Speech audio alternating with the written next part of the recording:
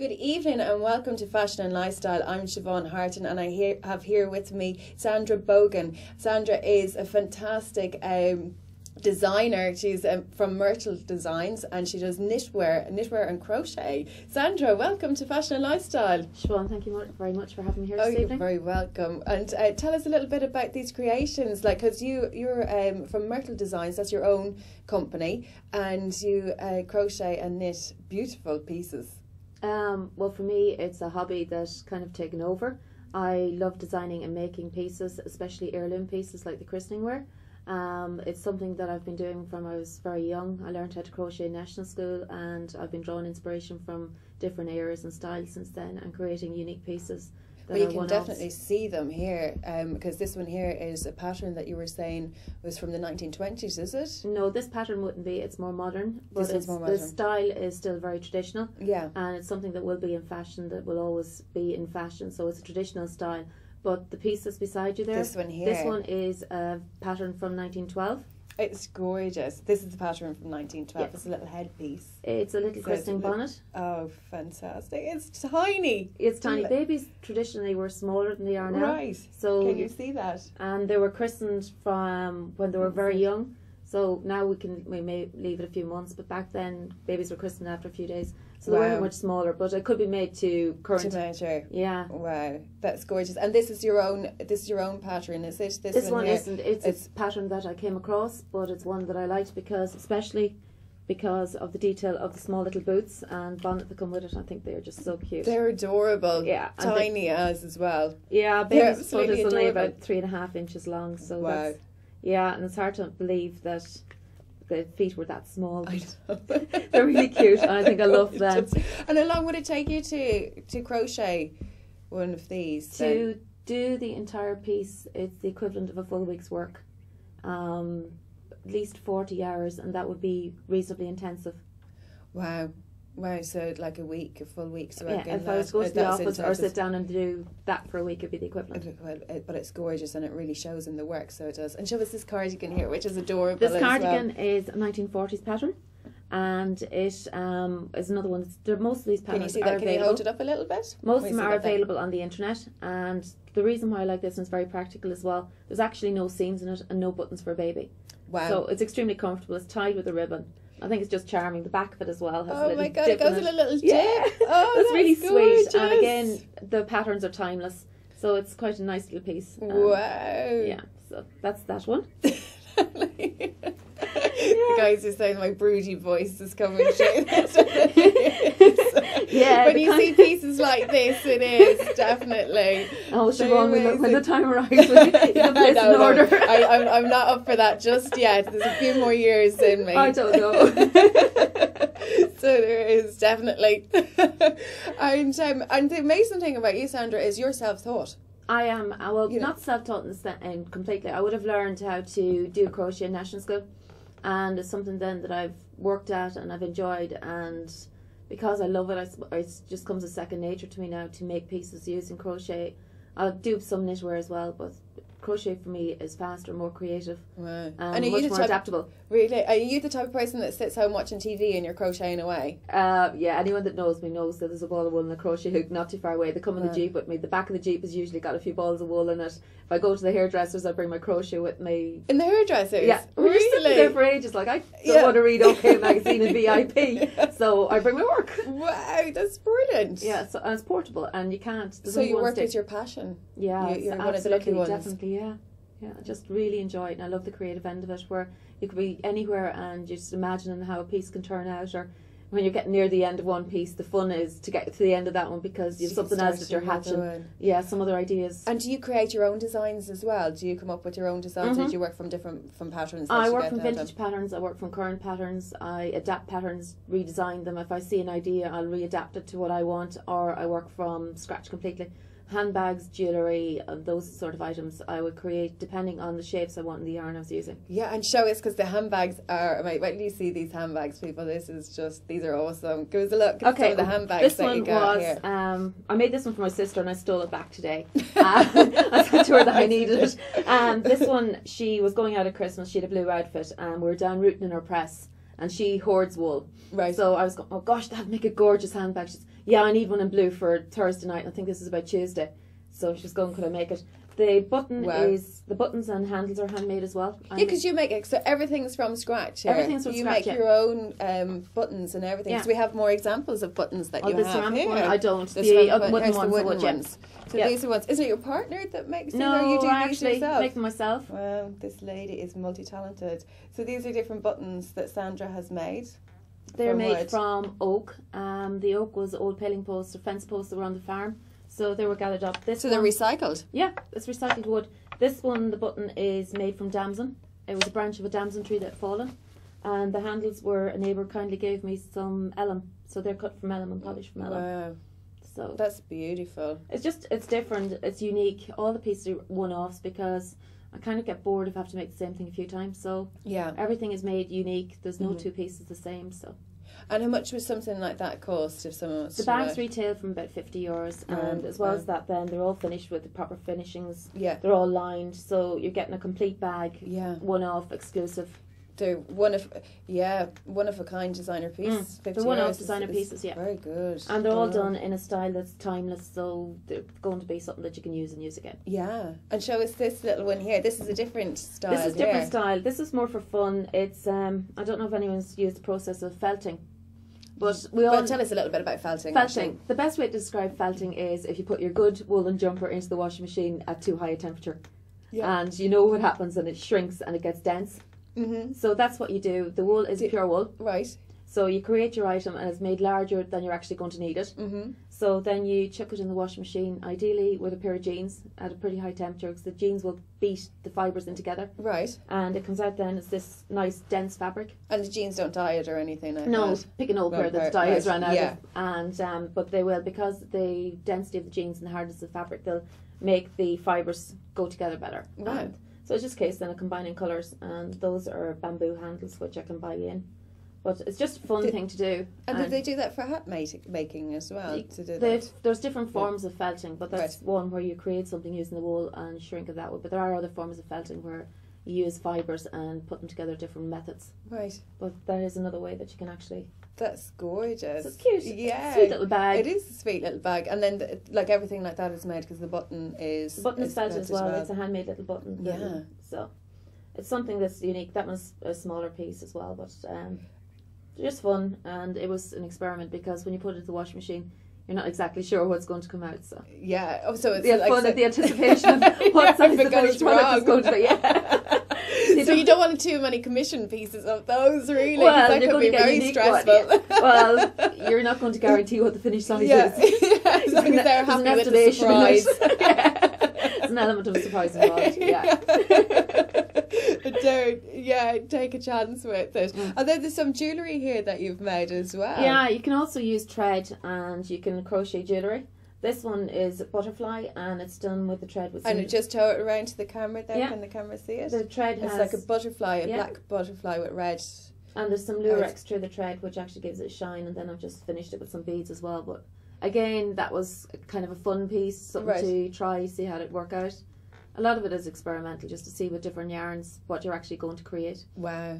Yeah. And that was the first piece. And have you done anything? Was there a pattern or anything you did with that? That's just from there are head. Designs, and you this can is amazing. On the internet you can find patterns for flowers and butterflies and all the different pieces. Right. So you can just adapt them then to use different threads, and you get different textures and finishes. That's fantastic. And this one here as well. This is another neck piece that you've done, which is 3 streams. Do you want to hold it up? This is beautiful as well, and you've got a little clasp at the end of it. So how did you do this one? I had bought a cobalt... Beads as well. Yeah, the beads as well. I bought a cobalt blue dress to wear to something, and I couldn't find a piece of jewellery to match.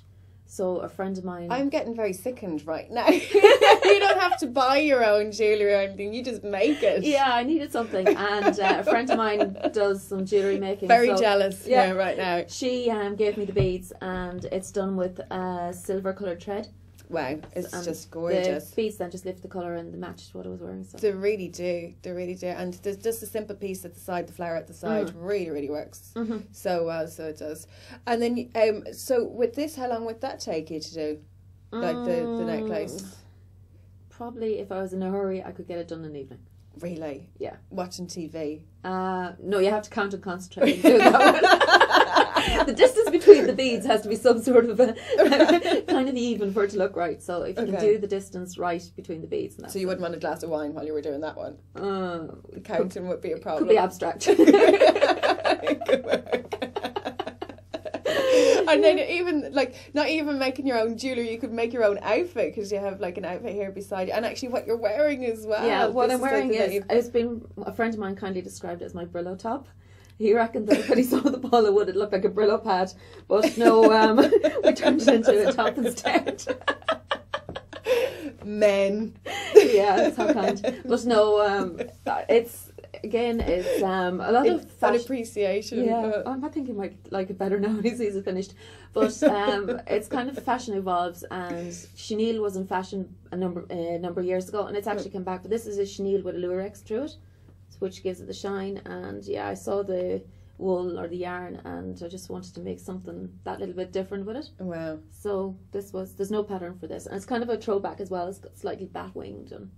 Oh, it's beautiful. And we also have then this piece beside you, because that's a different, on the mannequin, this different piece, like it's a different type of knit. You're going into knit here as well. Yeah, that's actual knitwear, and that's using kid mohair yarn.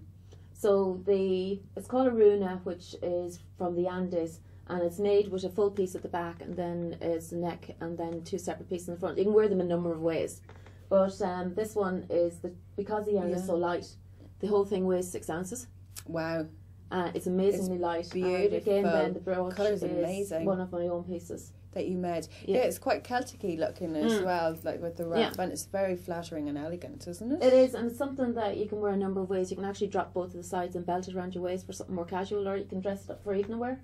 And under that, then we can't see it all, but there's a dress that I made then to wear to an event. So yeah, if I'm so you made your own dress then. If you're stuck for something, you can you can just take a bit of notice. Yeah.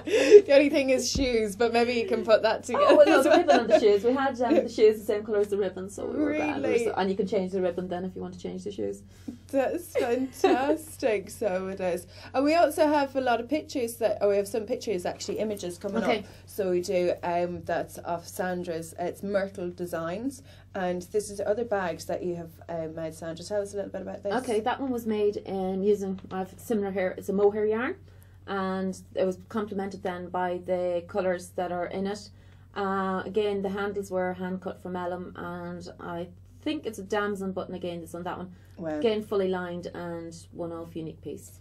Fantastic. That one was really fun. The green that's in that one, yeah, it's quite twine. 70s, isn't it? Yeah, it's quite retro. It's really retro. The twine that's in the lower part was actually, I was in Lidl one day. Twine in the lower, the green. The green is twine. No. I was in Lidl one day. Like a garden twine? Yeah, it's quite a strong nylon twine. Right. And I was in Lidl one day and I saw this twine and I was kind of taken to it. So I brought home 2 balls of twine to see what I could do with them, and then I had the yarns to contrast. So yeah, that's where the part of the bag is made from twine. And is that crochet? That's crochet? It's all crochet. Wow. And again, it's a throwback. The retro twine throwback. Crochet. It's twine. You can use anything. Wow. And the granny squares then are kind of a retro throwback as well. That's across the top. The 3 pieces. There's 3 squares. That's like the you know, the throws that you see on the bed. That's what you're talking about. Retro throwback type design. Yeah. That's scarf. Yeah. Scarf. Again, yarns are always evolving. That's actually pure wool, but it's called a magic yarn, and the colours go through it as you're working.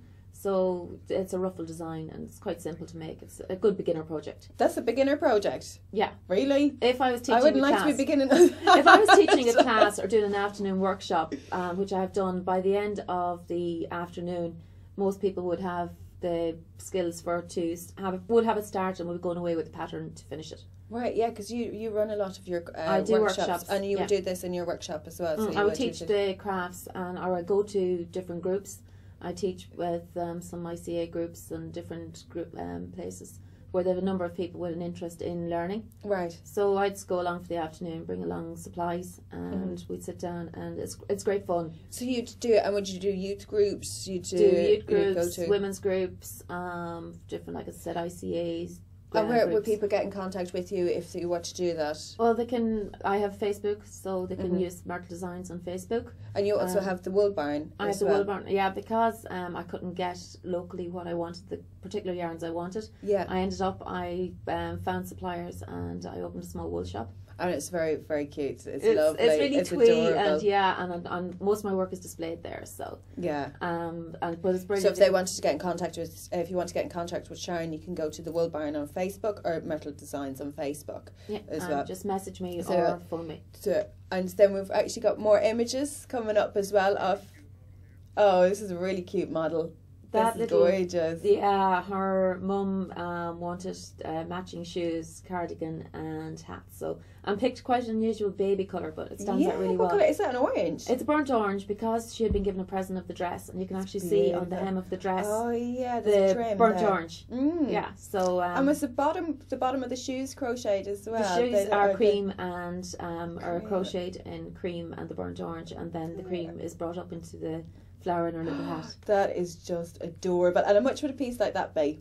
The prices vary depending on the yarn and but you're talking about for hats generally for babies €10-15. Wow. Shoes are slow, so you're talking about €15. Yeah, but that's nothing for a one-off piece. Yeah, but they're unique pieces and they're designed specifically. And look at this piece. This is very cute. My mum has actually started doing finger knitting, and she's knitted a tea cozy. Yeah, you can wind the coils of finger knitting around. But no, that was again that was an experiment to see what we could do with getting this kind of a garden scene type country scene onto crochet. Wow. And it's 3D as well. The flowers then are on the Is it hard to do 3D, or do you do them separate and then the sew pieces them are on, done or? separately? Like the butterfly is similar to the brooch, except it's got more colours in it. It's stitched on separately.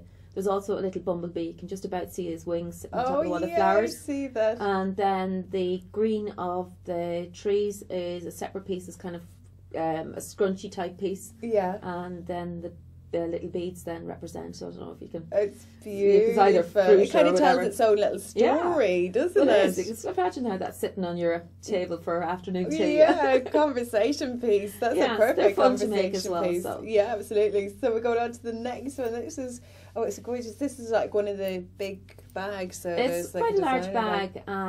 Again, it's got a cable design, which is a throwback to the yarn style. It's probably hard to see it just there. But that again was a piece that was made for somebody, so it's found a home, and she's very happy with it. Oh, I was going to say, that's one that brings the kitchen sink with her. I need one of those. I do everything. We can make to measure. Yeah. I don't. A small handbag does me, but really, yeah. Oh no, I'm one that needs to have everything into the bag. It's like running out the door, throwing it all in. No, I try and minimal. So we're going to this piece I love. This is one of my favourite pieces. This hat. Yeah, the hat and scarf to match. It's kind of a newspaper bride style hat. It's got the peak on it. It's kind of floppy. Can be worn in a number of different ways. Again, somebody had bought a coat and wanted a hat and scarf to match their outfit. Yeah. The scarf is one of the scarf yarns. They're quite simple to make, and the hat then is again it's pure wool. Usually I use high quality wools because they're nicer to work with, and you get a higher quality finish. Right. So it's a throwback type design, but a lot of that stuff is sneaking back in. So it's fun. It's beautiful. Yeah. And it'd be very hard to get any like that on the high street. It's and you won't. And you know that when you're going wearing that nobody else is going to be walking down the street with one. Yeah, because there's nothing worse than that. There's nothing worse. So we're actually going to go to another hat. This is quite subtle. This is one that you could wear with anything, actually. Yeah, the colours are good. It's tweed. It's a very traditional yarn tweed. Again, it's newspaper by style. It's got the brim on it, and again you can pull it or manipulate it a number of ways to how you want to wear it. Yeah. And it's a funky headpiece. It's very funky. This is quite good. That's kind of retro again. If somebody had a mustard coat and they wanted a hat to complement it, generally wore with black, so we did the big bow on it. Love the bow. Yeah, the bow's great. Yeah, it's something different. Most of them have flowers on them or have similar, but we do something different. We'll go with the bow on that one. So this is our last image. So this is almost like lace. This is, isn't it? That this crochet as well. This is another christening piece, is it? It's a full christening set. It's got the boots and the bonnet. In the background is a christening shawl. Right, that's the shawl. Wow. Yeah, it's what's known as pineapple design. You can almost see like pineapples. Yeah. Radiating from the centre. Yeah, that's gorgeous. And then a little coat as well to wear over the christening gown. So. It was a complete set that somebody asked me to make for them. And then, like a set like that, how much would that cost? Shawls start about €100. They're all made in 100% cotton. But they're like an heirloom, aren't they? You can hand them down, so you can totally, like, they're 100% cotton. Years. They're machine washable, and if they're minded, they'll still be 20, 30, 40, 50 years time. You'll still have the piece. So they're an investment. If they actually are a real investment, so they are, because I know even my sister with her kids, so like her family, her husband's family use the shawl like that his mum had, you know, as well. So it really is an investment piece, and definitely a lovely gift for anyone to give. It's a very nice gift, but I mean, we're all very traditional ways. Like, even though I made christening where my little guy was still christened in the family one that we were christened in, so you kind of it's a traditional. And if you don't have a particular piece, or you know somebody doesn't have a bonnet or boots or doesn't have a shawl, you can give it to them, and then the child can use it maybe in time to come. Yeah, so that's actually a great idea. You don't have to give the whole set. You can give like a part set. So you can maybe even a set of the boots or whatever. I mean, it depends on your budget and. Exactly. And do you do? I know you like the workshops that you run. And do you do any workshops at the Wool Barn yourself, or is it all? Occasionally, I run classes. The classes. Unfortunately, life is a bit chock-a-block. But if people wanted to, if there was a group of people who wanted to do an afternoon, we'd arrange to do that with them. Right, so that people can go, like say a group wanted to go on an outing, they can go, you can organise that. Yeah, we can organise a small group, and we could do maybe 4 hours with coffee and fresh baked scones in the middle of it or something. Oh, nice. Yeah. Have a ladies' day. Oh, yeah. Or men, it's a fun, actually. Yeah, men can knit as well. Well, yeah, men can, but it's more of a ladies' thing. I haven't had the challenge of teaching one yet, so... Any volunteers? That'd be a challenge. I'm sure we could get Dave out there. I think we start with a wool and not with threads or anything like that. And you've actually got some wool here that you wanted to show us. Yeah, I just brought along because people are of the opinion that it's boring. Yeah. But it's been a revival. So just brought along some of the yarns that you can use. Can we see that one? Yep. Yeah, this one is chenille. Again, it's a throwback. Chenille was in fashion maybe 15 years ago. Mm-hmm. But it's actually coming back into fashion now. It's quite luxurious. It's a gorgeous colour. Yeah, the colours are great. They look really rich. Lovely for doing the infinity scarves or the cowl type scarves or capelets, something like that. Just throw on. Mm-hmm. Brighten up an outfit. Comes in loads of colours. So that's one of them. Mm-hmm. What else have we got? We have that one with some mohair. Do you want to see the mohair one there? Yeah, the mohair is beautiful. It would make a gorgeous bag. That's the plan. Okay. It's got kind of... That was like from the first image that we saw of the bag. It was done in the red, yeah. This one is different. It's got kind of almost a green going through it. And you can pick up this... And there's different fibres in them as well. There's polyamide in it. Right. So the polyamide then actually gives it a shine as well. So. Okay, so there's shine off it. So if someone wanted to start off, say, like myself, that has no clue of knitting at all, what would your best advice for me to get or to do at home? Probably go for a lot of training. No, to learn to crochet, anyone that has any sort of an aptitude can do it. Anyone that has a reasonable, I mean, if you're into anything like that, a reasonable aptitude, you learn the basics in a few hours. Right, so you could even YouTube it, could you? Do you have any tutorials but on the main that thing to learn at the start is how to hold the wool properly, how to hold the hook properly. It's like getting driving lessons. Okay. If you start off with bad habits, it's very hard to reverse them. Yeah. I actually, after the show, you can give myself and Dave and Brian a bit of tips on it. By next week, we'll have like the whole thing. But it is crochet for beginners. I mean, in a few hours, you would, as I said, the scarf that was shown earlier. Yeah. The last group that I worked with, we did a 4-hour workshop. And at the end of the workshop, the ones that had a really good aptitude for it were flying along. They had the scarf started. And we also do the simple beanie patterns. Yeah. So they had their hat and scarf started, patterns for them ready to go and finish. Really? After just 4 hours? Yeah. That they're ready to do that. And I'd say, it's like a lot of people say it's really relaxing, that it's a very good way of relaxing. Yeah. Saves me from killing people. This is why you're so zen. Yeah. Yeah, I often find the funny thing is though, if I'm ever stressed out, if just leave me alone, throw me a ball of wool, I'll be grand. Really? Yeah, if I can sit down, if something's bugging me or annoying me, I'll sneak off to a quiet little corner and do a little bit of work and just get it all out. Yeah, get out of the system and I'm fine. Yeah. Wow. Yeah. So that's a good tip for anyone to have. Yeah, actually. It's great to have a hobby. Isn't it? It is, and it's something that if you're sitting there at night, but people are living on their own as well. It gives them an interest. Like I know this one oldish lady, and she lives alone, and she knits jumpers and cardigans, and I mean it's brilliant because your mind is active. Yeah. You're active. You're doing something. You're not. It's like company for you. Yeah. So it is. It's great for people, and it's good to have a hobby that you enjoy. Yeah, well, that's the same, because I see with my mum, she started, and it's finger knitting that she started. It's brilliant fun. Yeah, tell us a little bit about finger knitting, because I was like, what are you at? And she was going, oh, finger knitting, and she had the tea cozy done in no time. Actually, you could do it with this. So she did. We could do it with this. All right. Basically, all you Getting do. a good demonstration. Yeah, here we go. Yeah, we'll do. That's all. So you're just after tying a knot. I tie the bow around my thumb. Right. That's just to hold it. Yeah. You pop the wool around your 4 fingers. Yeah. And then you just start and you knit on your 4 fingers. So you pull the finger through. Just do it a little bit slower for this. The wool goes round and you pop the wool over your fingers. So we do it slowly. Yeah. Yeah, it's kind of force of habit.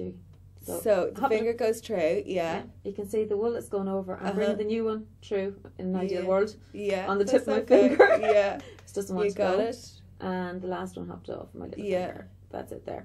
So you continue to do that. Yeah. Because she was doing it so effortless. She was chatting away and doing it. And she hadn't taken up knitting needles in years. This is brilliant for the airplane. If you're going on a flight, and you know the way we're totally restricted now as to what you can actually bring with you. Yeah. So I'm used to working fast, it's hard to do. Right. And stuff. Yeah. But if you're going on a long haul flight or something, and you're so restricted as to what you can actually take with you. Yeah. You could actually. There's nothing involved. It's just a ball of wool. Just a ball of wool. Yeah. And by the end of it, you'll have a scarf or something. Well, like you'll have that. a big long tube. So you just get the end then, and give it a chuck. Yeah. And it comes into. Oh, that's right. That's the way it goes. So it comes in tube form. Yeah. It's years ago. We used to, when we were kids, we used to get the wooden spools and put 4 nails in the top of them, and I was like, we used to knit with them. They'd make the tubes, yeah. Okay. But that's all that's involved.